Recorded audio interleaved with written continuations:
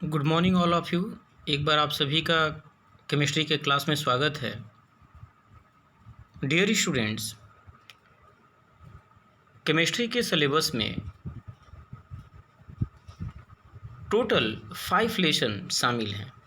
आपका first lesson chemical reaction and equation है, second acid bases and salts है, third metal and non metal, fourth carbon and its compound और fifth chapter आपका periodic classification of elements के बारे में आपको स्टडी करना है। तो आइए सबसे पहले हम बात करते हैं केमिस्ट्री के सिलेबस के फर्स्ट लेसन की, जो कि आपका chemical reaction and chemical equations दिया गया है। डियर स्टूडेंट, सबसे पहले हमको यह जानना होगा what is chemical reaction.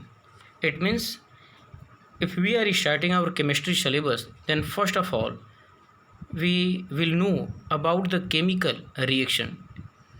chemical reaction क्या होता है? Dear students, we can say about the chemical reaction the change of one or more substance into other substances having different composition and different properties is called a chemical reaction. इसका अर्थ यह होता है कि जब एक या एक से अधिक सबस्टांसेज जब वह किसी दूसरे सबस्टांसेज में चेंज हो जाते हैं और उनका कंपोजिशन जो होता है वह भी चेंज हो जाता है, हम उसको केमिकल रिएक्शन के नाम से जानते हैं।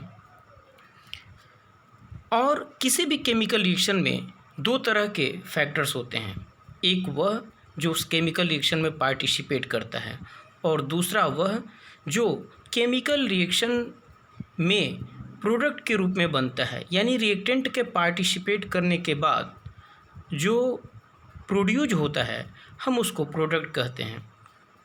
इसको हम कह सकते हैं the substances which take part in a chemical reactions are called reactants and the substances formed in a chemical reactions are called products. मतलब जो केमिकल रिएक्शन के दौरान ऐसे सबस्टांस जो पार्टिसिपेट करते हैं हम उसको रिएक्टेंट के नाम से जानते हैं, और ऐसे सबस्टांस जो रिएक्टेंट के पार्टिसिपेट करने के बाद जो एक नया सबस्टांस प्रोड्यूस होता है हम उसको प्रोडक्ट कहते हैं। इसका मतलब यह हुआ कि केमिकल रिएक्शन के दौरान किसी भी प्रकार का जो मैटर होता है ना तो वह लॉस होता है और ना तो गेन होता है, यानी हम इसको कह सकते हैं कि during a chemical reaction no matter is lost और gain. During a chemical reactions the law of conservation of matter holds good, यानी जैसा कि आपने क्लास 9 में पढ़ा था कि according to law of conservation of mass, वह मास जो होता है कभी भी डिस्ट्रॉय नहीं होता है, बल्कि वह केमिकल रिएक्शन में जब पार्टिसिपेट करता है तो बस उसका फॉर्म जो है चेंज हो जाता है, लेकिन टोटल जो मैटर के जो मास होते हैं वह फिक्स रहता है।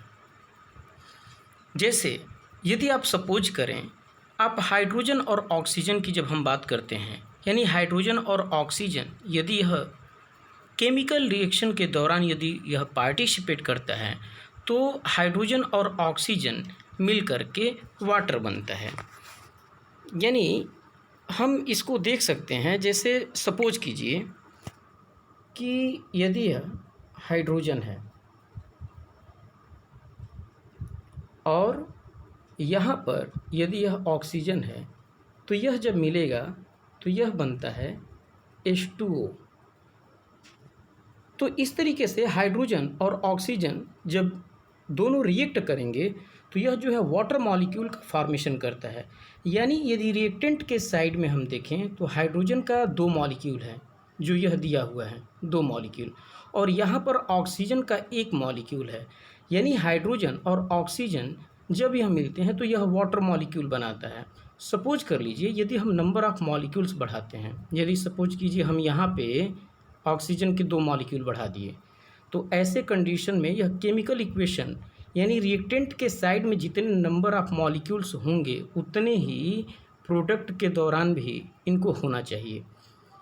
तो आप देख रहे हैं कि रिएक्टेंट के पास यानी इस साइड जो है केवल हाइड्रोजन के 2 मॉलिक्यूल हैं और यहाँ पर जो है ऑक्सीजन का 2 मॉलिक्यूल है।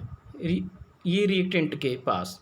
तो यानी हम इसको बैलेंस करने के लिए एरो के ठीक बाद हम यहाँ पर 2 लगाएंगे।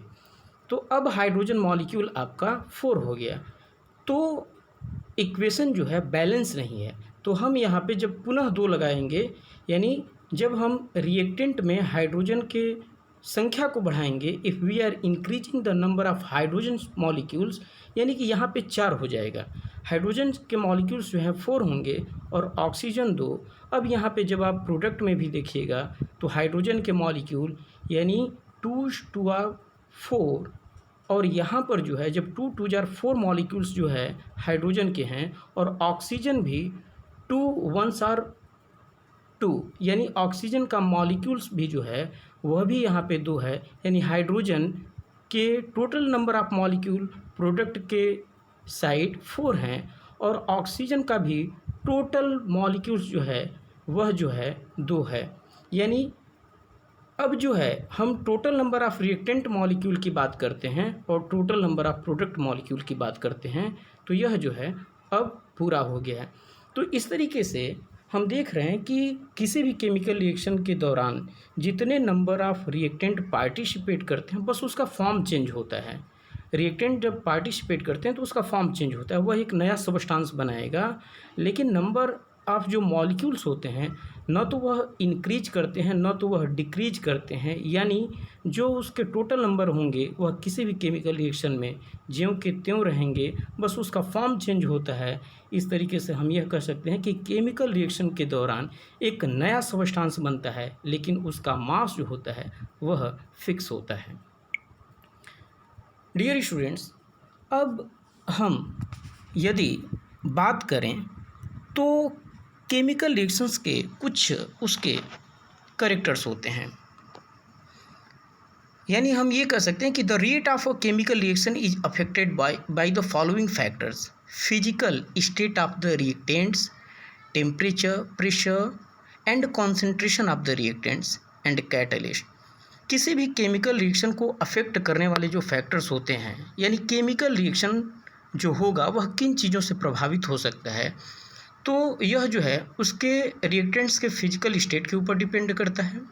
यदि किसी केमिकल रिएक्शन का यदि कुछ परिवर्तन होगा तो वह उसके टेम्परेचर, प्रेशर या कॉन्सेंट्रेशन ऑफ द रिएक्टेंट्स के ऊपर डिपेंड करेगा या कैटलिस्ट के ऊपर डिपेंड करता है। और कैटलिस्ट ऐसे केमिकल सबस्टांस होते हैं जो किसी केमिकल रिएक्शन के दौरान पार्टिसिपेट करते हैं, और वह कैटलिस्ट जो होता है वह रेट ऑफ रिएक्शन को इंक्रीज या डिक्रीज करने की कैपेसिटी को रखते हैं।